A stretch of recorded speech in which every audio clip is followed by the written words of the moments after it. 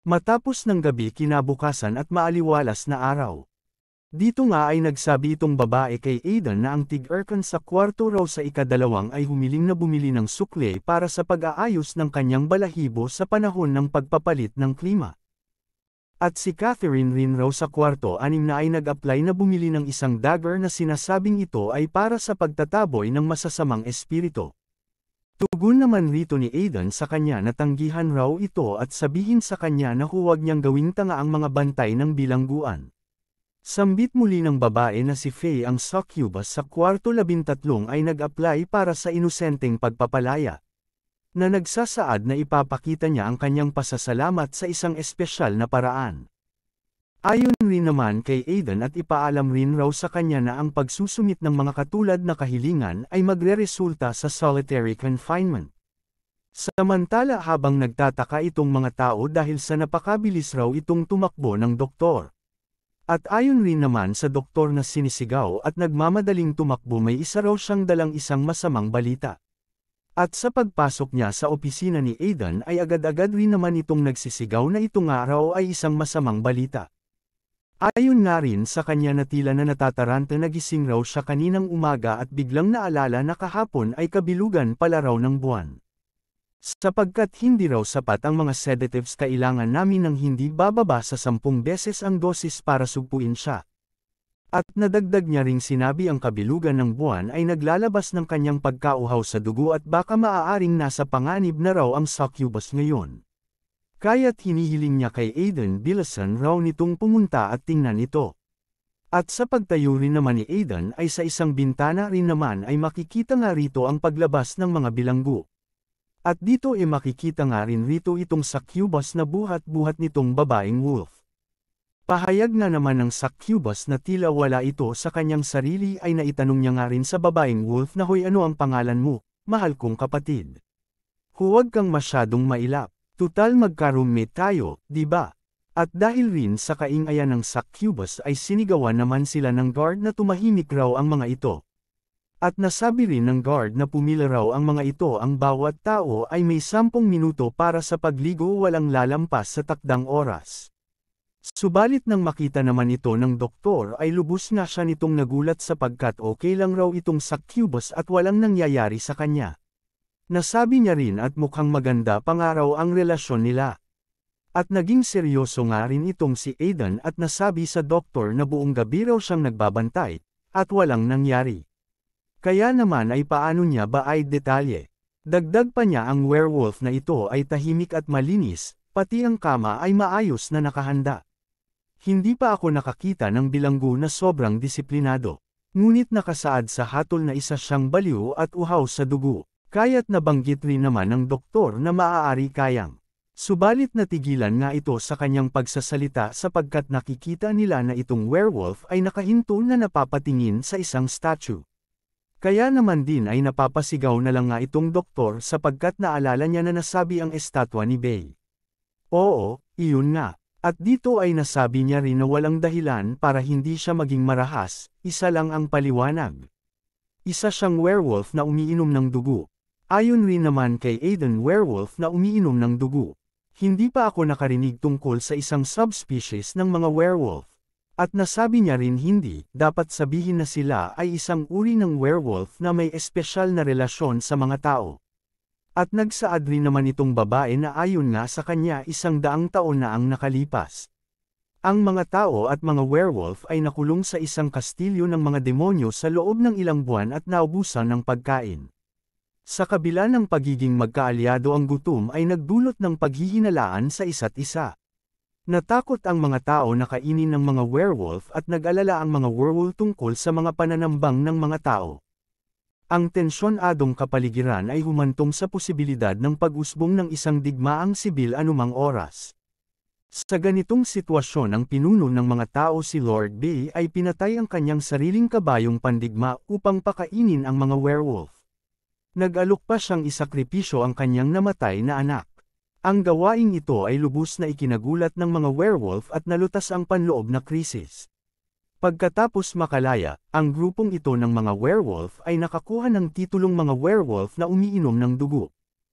Unti-unti silang lumayo sa tribo ng mga werewolf at sumunod sa mga tao sa kanilang mga ekspedisyon sa timog at hilaga hanggang sa mabawi ng mga tao ang kanilang bansa. Upang masama sa lipunan ng tao, bumuo sila ng mga matinding paraan ng pagpapahirap sa sarili upang kontrolin ang kanilang likas na pagkahayop sa panahon ng pagsalakay ng kabilugan ng buwan. At nasabi niya rin kay Aidan, gayunpaman pagkatapos ng kapayapaan may lumalaking pagtutol laban sa ibang mga lahi. Ang mga werewolf na umiinom ng dugo ay naging lubhang bihira. Nakinabahagya rin naman na ikinagulat ito ng doktor at ikanya nga, kaya Aidan, sandali punong warden, hindi ba isang pagkakamali na hatulan ng kamatayan ang isang werewolf na umiinom ng dugo? At nasabi niya nga rin pumili sila ng mga labis na masakit na pamamaraan para kontrolin ang kanilang likas na pagkahayop upang makasama sa lipunan ng tao. At nadagdag niya rin na sabi kay Aidan ang ibig niya raw sabihin na may mga kaso kung saan ang mga werewolf na umiinom ng dugo ay binugbog hanggang sa mamatay ng mga tao nang hindi lumalaban. Sa ganitong mga sitwasyon, paano nila posibleng mapatay ang isang tao? Kaya't naging seryoso nga rin itong si Aidan at hindi agad nakasagot. Subalit sa kalagitnaan ng kanilang seryosong pag-uusap ay bigla-bigla nga rin naman dumating itong guard at nasabi niyang pasiga sa kanila sapagkat raw ay nag-aaway ang bilanggo sa looban. At nasabi niya rin na ang werewolf daw na iyon nababaliw na siya. Naagad rin naman itong bumunot nga isang baril itong si Aidan at nasabi niya nga rin na mukhang hindi naman pala siya werewolf na umiinom ng dugo. At sa labas na makikita ay sari-sari nga na nagpre-proteste itong mga ibang bilanggo. Sa dahilan nagagalit ang mga ito sa babaeng werewolf, kaya't ang mga pahayag nga nila na yumuko siya at nawala sa paningin.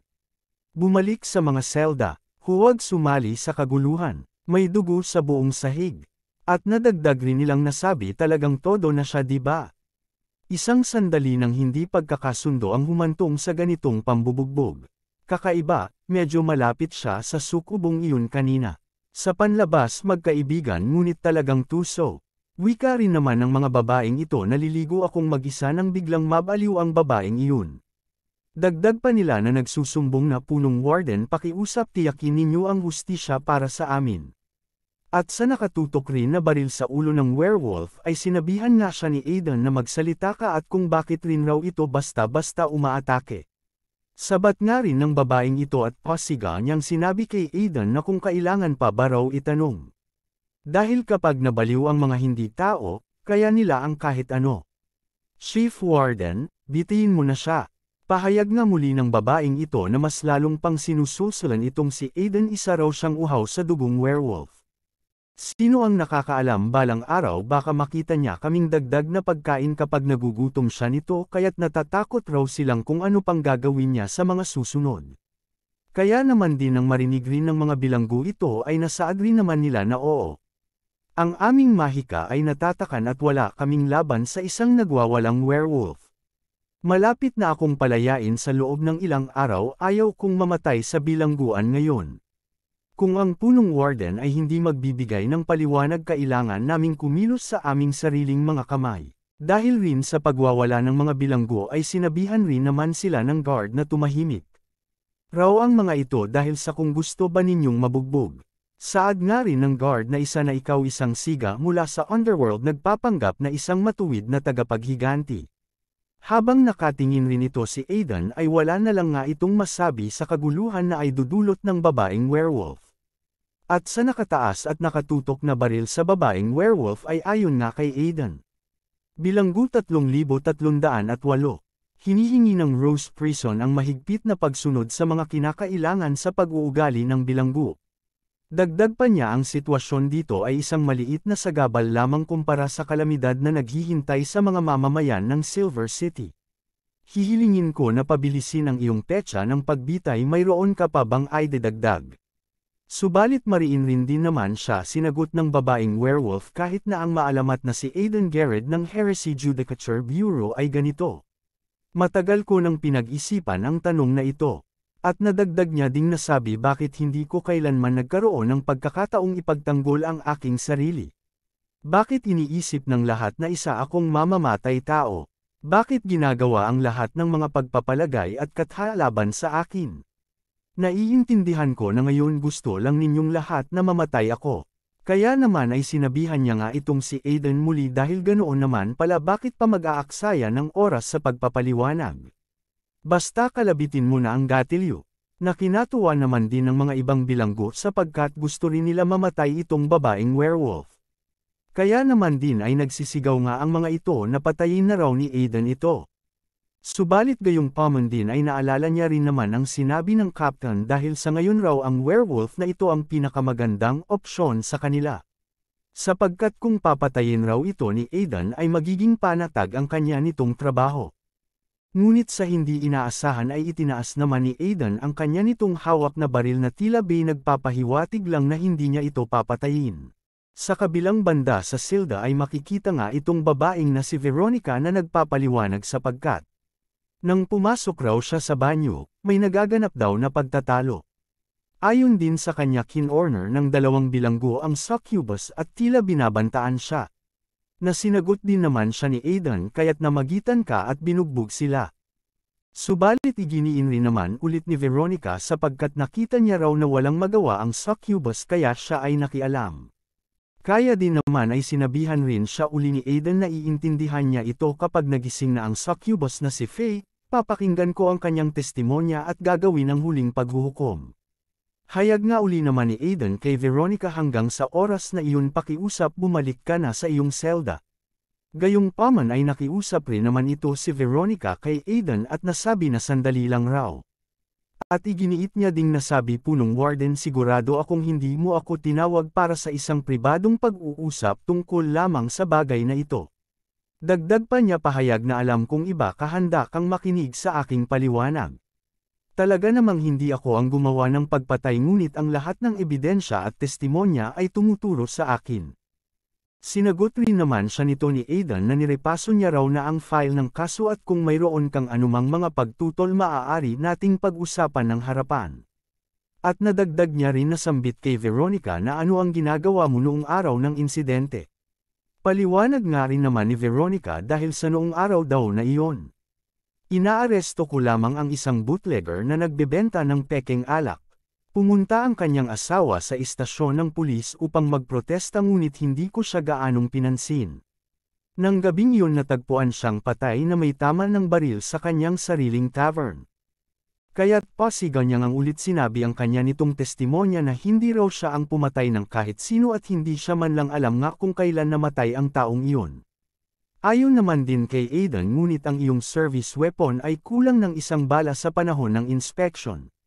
Kung hindi ikaw ang nagpaputok kung gayon sino ang humawak sa iyong armas ipinahiram mo ba ang iyong baril sa ibang tao?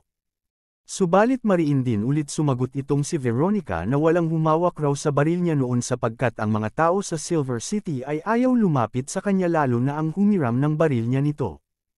Sa katanungan muli naman din ni Aiden na sino ang kasama mo noong oras na pinatay ang biktima maaari ka bang magbigay ng alibi. At nasaad rin ni Aiden kay Veronica na kung hindi ka makapagbibigay ng anumang ebidensya upang patunayan ang iyong pagiging inosente. Ayon rin naman kay Veronica na posiga niyang sinabi kay Aiden sapagkat mayroon raw siyang iba pang bagay na makapagpapatunay nito.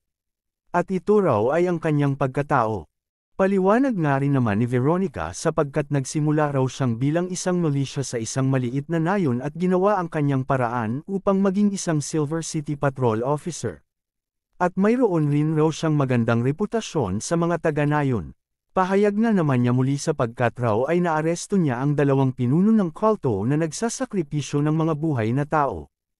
At iginiit niya ring inihayag kay Aiden na lumalaban rin raw siya sa mga halimaw na may antas ng sakuna na nagligtas ng daan-daang tao. Kaya naman daw maaari raw itong silang tanungin ni Aiden at maaari rin raw silang magpatunay para sa kanya na walang siyang nitong kasalanan. Subalit mariin rin naman siyang sinagot ni Aiden na hindi yun nagpapatunay na hindi mo ginawa ang pagpatay. At iginiit rin ni Aiden sinabi sa kanya na hindi mahalaga kung gaano karaming tao ang nailigtas mo ang pagpatay ay maaaring mangyari sa isang sandali. Kaya naman ay isipin na lang raw ni Veronica ang iba pang mga detalye sapagkat kung hindi mo maipasa ang pagsubok na ito huwag mo nang isipin ang mga hukom at politiko. At kasabay rin naman ding inihayag ni Aiden na ang pagbanggit na bilanggo 3,308 na si Veronica. At kasabay din naman ang pagtawag ni Aidan sa guard na kung saan ibalik na raw itong si Veronica sa kanyang nitong selda. Sa pagpasok naman rin nga isang guard ay nasabi niya rin naman nito kay Aidan na kung saan ay gising na raw si Faye ang succubus. Na agad din naman tumugon itong si Aidan na kung saan din ay pupuntahan niya na rin raw ito. At nang makapasok rin naman sila na dala-dala na itong succubus at mariin rin naman din nagsaad itong si Aidan. Na kung saan ay iginiit niyang sinasabihan itong guard na bakit mo dinala ang bilanggo dito nang walang pahintulot niya. At agad din naman sumagot itong succubus na ano sabi niya tumanggi kang makita ako. Na agad rin naman din pinahinto ng guard itong succubus na nagsasalita at mariin niyang nasabi kay Aidan na hindi mo ba ako kilala. Punong warden alam kong pupunta ka para kausapin siya at malaman ang katotohanan. At sa papalabas na guard ay naghabilan pa nga siya ng mga salita at nasabi kay Aidan na maaari mo muna siyang kausapin at pagkatapos ay tawagan lang raw siya nito. At sa pagsara rin ng pintuan ay sinuhulan pala ito kaya naman ay napapasabi na lang din ito sa kanyang sarili. Sapagkat raw ay gaya ng kanya nitong inaasahan sa succubus medyo malaki raw ang kanyang nakuhang pera. At sa loob ay dito ay mariin din naman na saad ng succubus kay Aidan sapagkat ay nandito raw siya para linawin ang isang bagay. At iginiit niya ring nasabi sapagkat raw ay inosente daw itong si Veronica.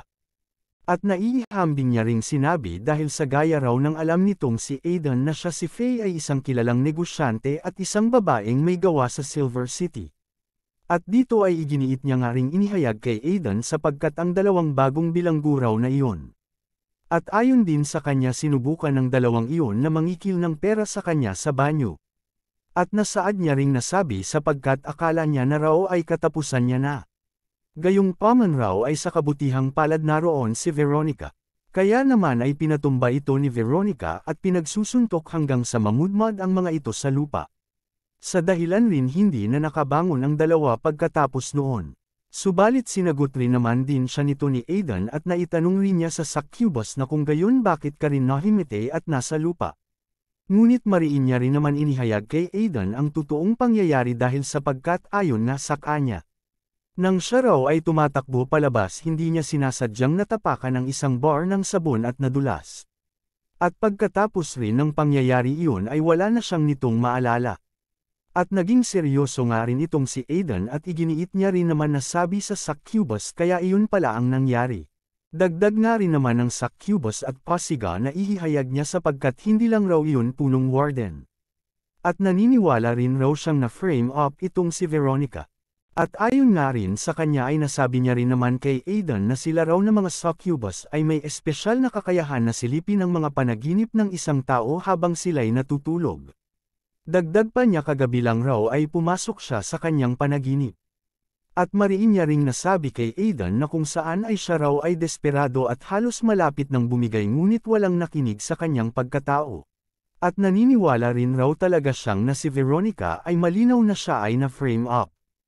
Kaya't mariin niya din sinabihan si Aidan na kung hindi raw ito naniniwala sa kanya ay pumunta daw ito sa kanyang selda ngayong gabi at tingnan ito gamit ang iyong sariling mga mata. Ayon rin naman kay Aidan na kung paano naman raw siya makasisiguro na hindi ito manipulahin ng succubus ang panaginip. Dagdag pa ni Aidan na ang mga krimen raw ni Veronica ay hindi ang kanyang desisyon at kung wala na raw pang ibang sasabihin itong ang succubus ay maaari na daw itong umalis. Subalit iginiit pero naman ng succubus ang kanyang pananaw nito at pasigaw niya rin sinabi kay Aidan na kung handa ba raw bang itong i-frame up ang isang inosenteng tao. Kaya naman din ay ikinabahagya rin naman na ikinaseryoso ito ni Aidan at napatingin ng matalim sa succubus. Kaya naman ay sa galit ni Aidan ay napasigaw nga siya nito at kasabay din na ipinatawag niya ang guard. Na kung saan ay kunin na raw itong ang succubus at ibalik na sa kanyang selda. Gayong paman ay idiniinpera naman ng succubus na sandali lang raw sapagkat si Aidan Allord raw ay ang personifikasyon ng katarungan. At kailan rin raw naging ganito kaina ang lalaking pinili niya. At gumastos rin raw siya ng malaking pera para lang makapasok sa iyong bilangguan.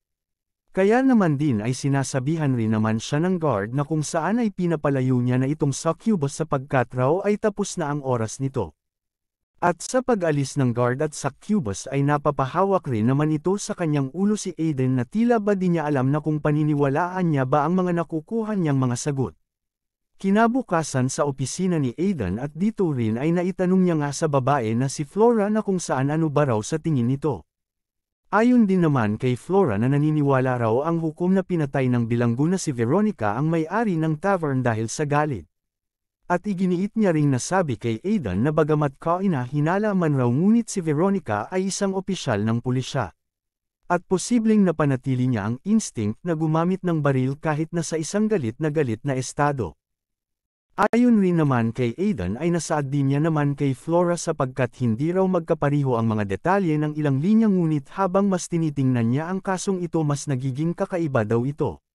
Kaya't naman rin na itanong nga rin naman ni Flora kay Aiden na kung saan ano ang mayroon si Veronica na sulit na gawin ito. Ngunit naging seryoso nga naman itong si Aiden na papasambot kay Flora sapagkat para raw sa kanya na pumatay ng isang inosenteng tao ay mas masahol pa raw ito sa paglunok ng isang langaw.